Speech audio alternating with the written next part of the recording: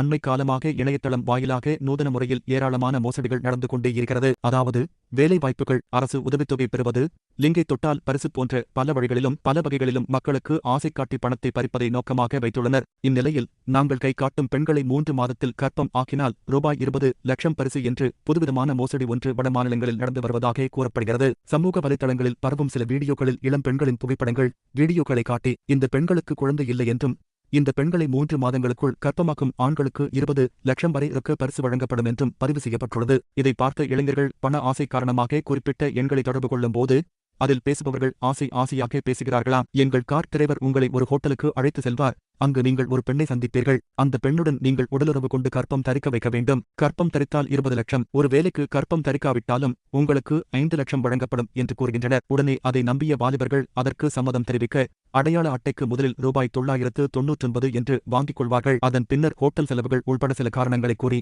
1 லட்சம் வரை பணத்தை படிப்படியாக கறந்து விடுவார்கள். அதனை அடுத்து திடீரென போனை சுவிட்ச் ஆஃப் செய்துவிட்டு மற்ற இளைஞர்களை ஏமாற்ற சென்று விடுவார்கள் என்றும் கூறப்படுகிறது. இந்த மோசடியில் மத்திய பிரதேசம், ஹரியானா, பீகார் மாநிலங்களைச் சேர்ந்த இளைஞர்கள் ஏராளமான பணத்தை இழந்துள்ளதாக கூறப்படும் நிலையில் இதுபோன்ற நூதன மோசடிகளில் சிக்காமல் சமூக வலைதள பயனர்கள் எச்சரிக்கையுடன் இருக்குமாறு போலீசார் அறிவுறுத்தியுள்ளனர்.